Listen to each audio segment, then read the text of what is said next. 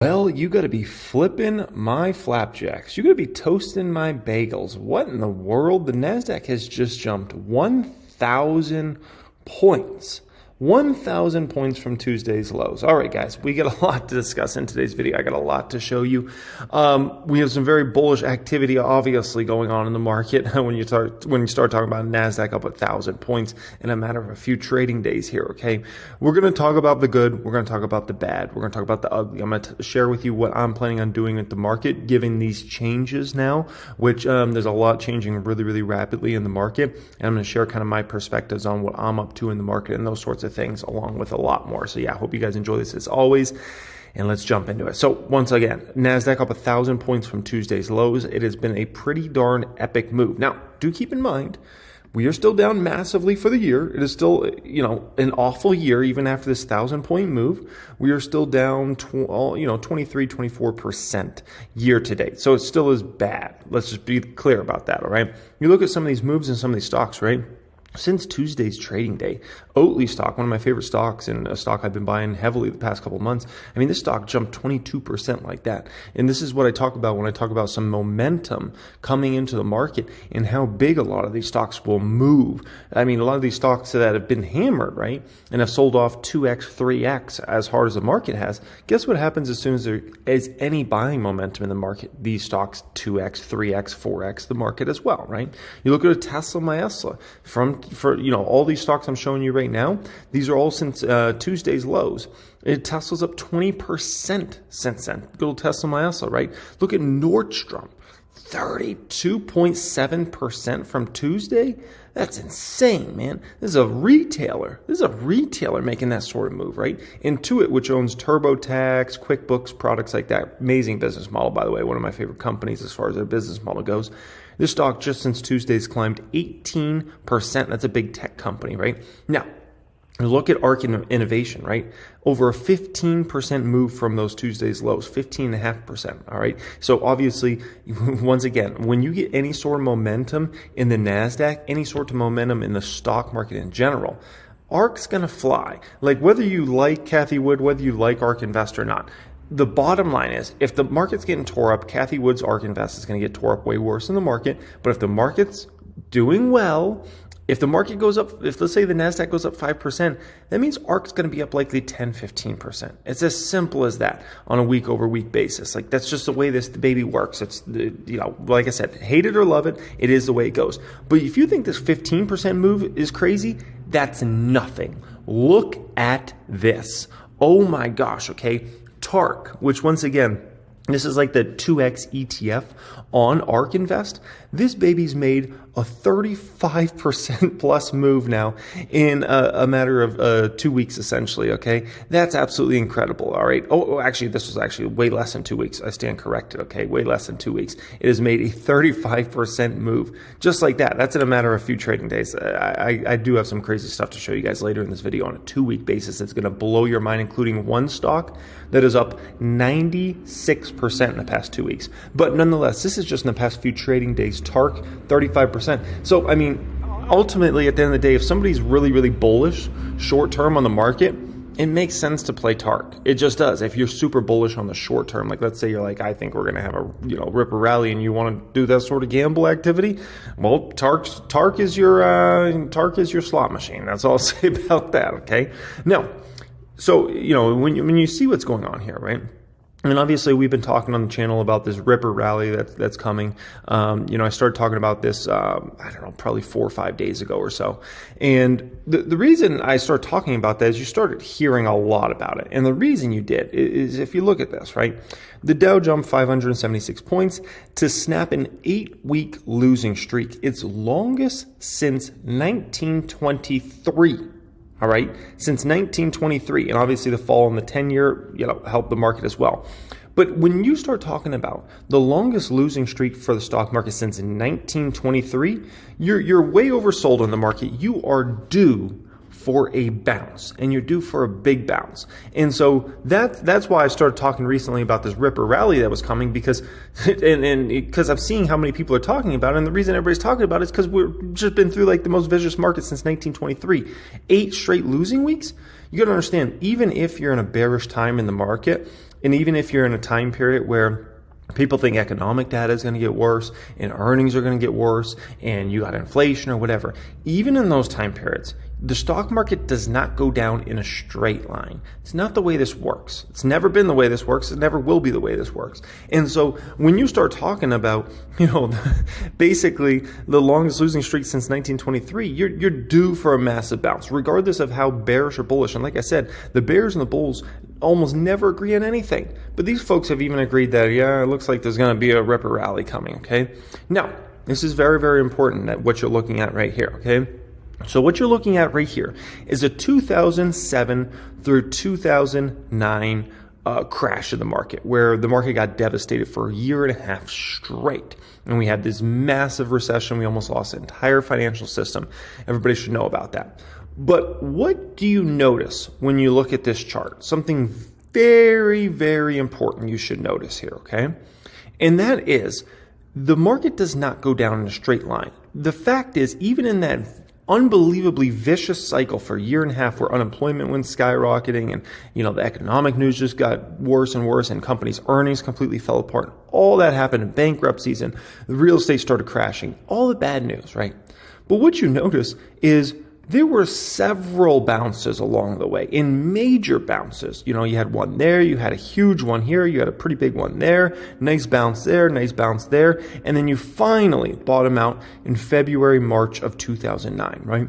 And so even in that crash where the NASDAQ fell over 50%, you had 5 or 6 different bounces, major bounces during that time, right? And so what this should show you, understanding for the market moving forward, is regardless of how bearish you are in the market, regardless of how bad you think the economy is going to get or whatever it is you're predicting, right? Regardless of all that, the market does not go down a straight line, and you're going to have some absolute ripper rallies, even if you're on a longer term trend down. Okay, so that's something very important that everybody needs to understand, right? Now, this just kind of cracks me up. So I read this here today, right? The consumer appears to have a barbell approach to spending. Low-end necessities and higher-end experiences, luxury items are doing fine, while general merchandise spending is being delayed. Getting one more year out of that worn-down patio furniture is okay, says Wells Fargo senior equity analyst. This week, various retailers started to balance the macro narrative with the demise of the consumer, now appearing to be greatly exaggerated. First off, slow down, baby. Okay? Slow down. Here's the deal. Everybody that just reported earnings, that was all January, February, March numbers. But what we consistently have heard about companies, from companies, is April things started to slow much worse, and May much worse. And that's been pretty darn consistent for many companies that have been willing to give commentary around that, right? So I think this next earnings period is going to be far more worrisome and worse for companies than this past earnings period. And so if Wall Street all of a sudden, because we had, are having a little green market here, wants to act like all of a sudden company earnings are going to be great, they're mistaken, and they're mistaking big time. Likely, this next quarter's earnings are going to be worse. And I do fear that the following quarter is going to be even worse and more worrisome. And at that point, there's nowhere to hide in terms of because right now what happened with a lot of these companies' earnings is, some companies missed some numbers. And if a company did give guidance, they kind of blamed it on seasonal trends or it's not enough time to really make a judgment there. Well, guess what? This next quarter, we're going to see those April numbers, the May numbers, and the June numbers for all these companies. And so when those numbers come out, that's a situation where there's nowhere to hide. You got to just tell the facts. You got to tell the truth. And then we'll see how the market reacts. Just because the market has been green a few days, right, and we could even be on a ripper rally, does not mean all the worries about earnings and potential layoffs coming, real estate potentially going down massively over the summer, and things like that.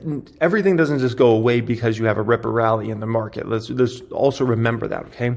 Now, I saw this today, right? This is pretty big. So as Biden administration leans toward $10,000 in student loan forgiveness, advocates push back. So first off, I saw that, and I thought a couple things. Okay, first thing I was like, well, once again, taxpayers would have to pay for this, but ultimately, That's a form of stimulus, okay? Let's not act like it's not a form of stimulus. That's a form of stimulus. Like if you all of a sudden don't have to pay back student loans or much less of an amount, that's basically just kind of doing like stimulus checks out there to the economy for folks that have student loan debt, okay? Now, that's the first part that's important. The second part is, when I read this, I was like, okay, people must be pushing back because essentially they're like, I don't want to pay for somebody else's student loans, right? The taxpayers. But no, I was sorely mistaken. People are pushing back because $10,000 isn't enough.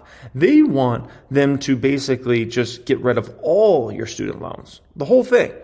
Like, it's not good enough just to give $10,000. We want the whole thing just wiped out, right?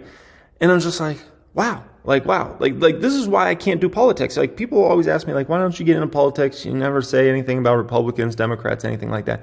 This is why I can't do it. Look at this, okay? $10,000 in cancellation would be a slap in the face. So now if you only give them $10,000 off, it's a slap in the face. People like myself didn't go to university. I only went to community college. And then I was working at Walgreens. I was working at Quick Trip, cleaning toilets and stocking fridges and stuff like that because I didn't want to take out all that debt, right? And so folks like myself made sacrifices while other people got to go to college, rack up all that debt, have a whole bunch of fun, right? And ultimately now all of a sudden they're going to get, all their student loans repaid, and who's that coming out of? That's the taxpayer at the end of the day. And that's another thing that could add more to this inflation pile, right? And so this is why I can't do politics, man. Like, I would get so stressed out doing that crap. That ain't for me. That ain't for me. I don't know how you guys that get into that do that stuff, man. I would just be infuriated all the time, okay? Just infuriated. Now, speaking about something infuriated is short sellers in Dutch Bros the last couple weeks. Look at this. In 2 weeks, Dutch Bro stock is up 50% in 2 weeks. Oh my gosh. Oh my gosh. Is this what I talk about, guys? Like, you get a little momentum in the market, just a little, and some of these stocks just absolutely fly. That's nothing. Look at this next stock. This one takes the cake over all of them. Oh, baby. Upstart. You heard about this stock a few weeks ago when they reported earnings. Stock tanked. Well, in 2 weeks, this stock is up almost 97%.